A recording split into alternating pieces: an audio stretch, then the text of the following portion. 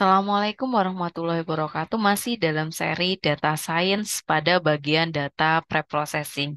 Setelah kita membahas terkait dengan data encoding di machine learning, kita akan selipkan beberapa permasalahan lain yang ada di data science bagian preprocessing, yaitu data imbalance atau data yang tidak seimbang. Nah, impact-nya kalau ini tidak diatasi adalah hampir mirip dengan data outlier, yaitu bisa menyebabkan misleading atau kesalahan dalam prediksi. Nah, ada beberapa yang akan dibahas dalam video ini. Yang pertama adalah apa sih data imbalance itu sendiri, kemudian kerugian apa jika ini tidak ditangani di dalam proses preprocessing data. Kemudian adakah teknik-teknik untuk menangani data imbalance dalam data science atau machine learning? Imbalance data sendiri adalah salah satu permasalahan umum yang ada di data science pada machine learning gitu ya, terutama untuk tugas klasifikasi. Nah, ini merujuk pada distribusi kelas label yang tidak seimbang. Jadi, contoh kita memiliki kelas prediksi email spam gitu ya. Kita mempunyai dua kelas yaitu dikategorikan spam dan bukan spam. Kadang ketika kita mencari dataset record data terkait dengan label yang spam itu cukup sulit dibandingkan dengan yang bukan spam. Sehingga ketika data itu terkolek, jumlah distribusi data antara dua kelas tersebut tidak seimbang sehingga menyebabkan imbalance data. Nah, sisi yang lain adalah adanya kurangnya kasus pada kelas tertentu gitu ya. Contoh dalam ilmu kesehatan, misalnya orang dideteksi cancer dan bukan, orang misalnya dideteksi stroke dan bukan, itu mungkin akan lebih mudah mendapatkan data-data yang non-stroke dibandingkan prediksi stroke seperti itu. Nah, ini salah satu penyebab gitu ya terjadinya imbalance data. Nah, di sini ada beberapa contoh studi kasus gitu ya. Contoh misalnya email spam atau bukan. Kemudian di sini contohnya non-spam email ini cukup banyak sampelnya, kemudian spam email cukup sedikit gitu ya. Nah, sehingga terjadi imbalance data. Di sisi lain, contoh misalnya fraud dan non-fraud gitu ya di bidang keuangan gitu ya. Ketika kita mencari rekor data yang terindikasi penipuan dan bukan penipuan, itu mungkin lebih mudah ketika kita mencari yang non-fraud atau bukan penipuan dibandingkan penipuan. Sehingga ketika kita melakukan pengolahan pola gitu ya di machine learning, itu akan terjadi imbalance data. Nah, ini contoh real yang ada di public dataset di Kaggle. Kemudian contoh lagi adalah data orang-orang yang terstruktur dan tidak gitu ya. Nah, ini kita lihat diagram batangnya ini juga cukup imbalance gitu ya, teman-teman. Jadi, ini juga di public dataset gitu ya, ada dan ini terjadi. Nah, teman-teman yang atas ini gitu ya, di contoh yang dataset tentang stroke gitu ya. Nah, maksud dari label yang tidak seimbang adalah ketika diklasifikasi itu kan label paling kanan ya. Nah, yang prediksi di sini stroke yes atau no ini gitu ya.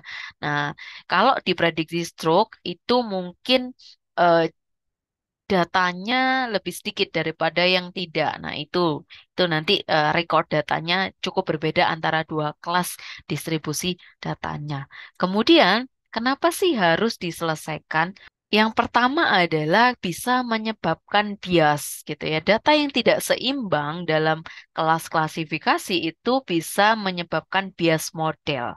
Karena dataset itu kan dibagi di split gitu ya. Ada yang untuk model, ada yang untuk validasi. Nah, ketika model itu dia membentuk pola dengan menggambarkan cukup jelas untuk kelas mayoritas atau kelas terbanyak gitu ya. Itu mungkin bagus, tetapi mungkin dia akan kesulitan membuat prediksi yang akurat untuk kelas yang minoritas atau kelas dengan jumlah record data gitu ya yang cukup sedikit. Nah, yang kedua, akurasi memang cukup paradoks gitu ya, cukup tinggi gitu ya. Akurasi bisa tinggi banget, mungkin 99% atau 100%, tapi mungkin model yang dilatih karena tidak diseimbangkan gitu ya. Tidak seimbang itu kinerjanya ketika untuk prediksi akan berkinerja buruk pada kelas minoritas. Nah, bisa jadi seperti ini kasusnya gitu ya. Ada misalnya jumlah kelasnya 80% dibanding 20% gitu ya, cukup jomplang. Kemudian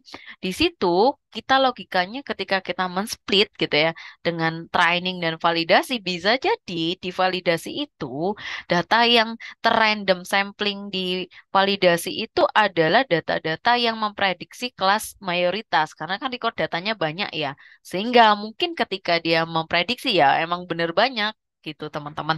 Tetapi untuk kelas mayoritas, nah di situ mungkin validasinya hanya satu dan dua sehingga tidak menggambarkan secara keseluruhan. Nah itu juga tantangan. Kemudian yang ketiga adalah wawasan yang hilang gitu. Jadi karena keseimbangan data imbalance-nya ini tidak ada, mungkin gitu ya, ada beberapa hal yang akan terjadi ketika memprediksi kelas minoritas. Nah, yang paling fatal adalah ketika kita mengklasifikasikan misalnya penipuan atau penyakit. Nah, kalau misalnya kita sudah puas ketika kita tidak melakukan dan mengecek di pre-processing data di data science gitu ya, bagaimana data itu imbalance gak, data itu banyak outliernya enggak. Nah, itu bisa jadi akurasinya besar gitu ya. Tetapi ternyata ada imbalance data sehingga mungkin akurasinya itu kayak kamuflase gitu ya. Jadi sebenarnya minoritasnya kelas yang sedikit gitu ya. Bisa jadi salah prediksi dan lain-lain. Nah, kalau misalnya memprediksi penyakit yang cukup penting ya berbahaya juga jika misal prediksinya salah. Nah, itu beberapa kerugian teman-teman ketika kita tidak menyelesaikan permasalahan imbalance data atau data yang tidak seimbang gitu ya di dataset kita terutama untuk tugas klasifikasi. Kemudian, nah ini ada brainstorming gitu ya dari Joseph Tin gitu ya, cukup bagus untuk membuat kita mendapatkan gambaran yang lebih jelas gitu ya.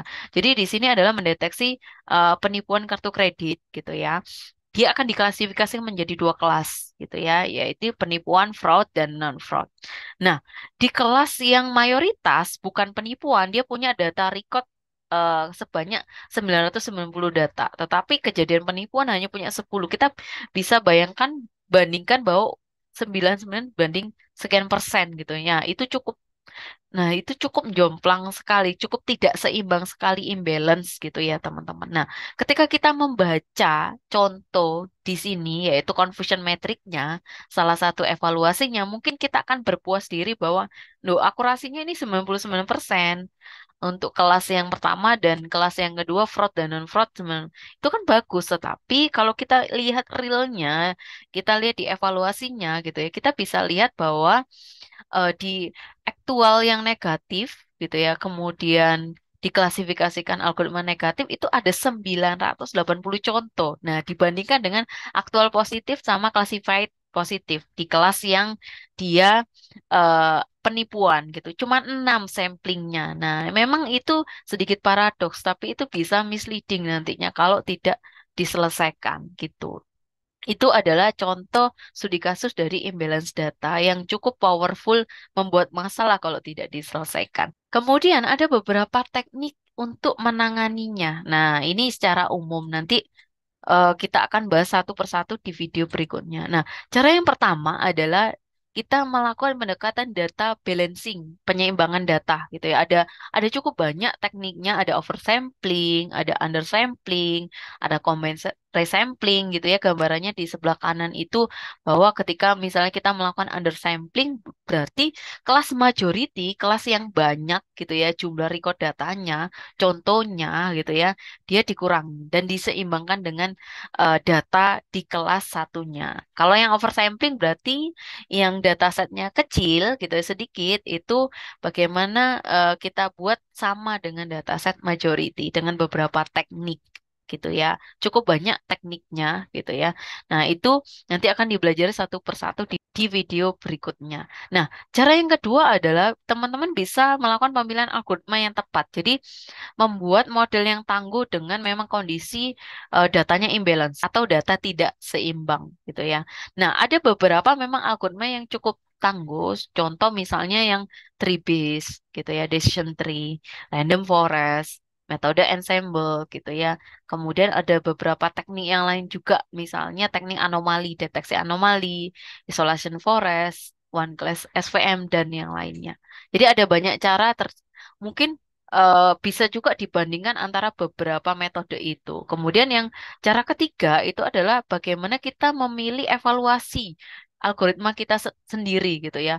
Kebanyakan kita memakai confusion metric di bagian akurasi. Nah, di bagian akurasi itu menjadi indikator utama. Nah, kadang-kadang ketika data itu misalnya imbalance itu bisa mengacaukan juga gitu ya. Nah, ada beberapa teknik yang tidak hanya dilihat di akurasi, tapi teman-teman juga bisa melihat presisi, recall, dan F1 score gitu ya. Contoh misalnya F1 score itu kan harmoni min dari antara kedua kelas, seperti itu. Kemudian bisa dicek juga dengan evaluasi metrik yang lain, misalnya AUC, area under curve gitu ya. Kemudian ada MCC, method correlation misalnya. Nah, masing-masing dari evaluasi itu akan berdampingan dan akan memastikan bahwa memang apakah kinerjanya bagus atau tidak. Nah, selain ini ada cukup banyak juga teknik, misalnya teknik cost sensitive learning, hybrid learning, dan beberapa yang lainnya. Dan ini merupakan salah satu masalah. Baik, itu saja yang bisa disampaikan hari ini. Semoga membawa manfaat.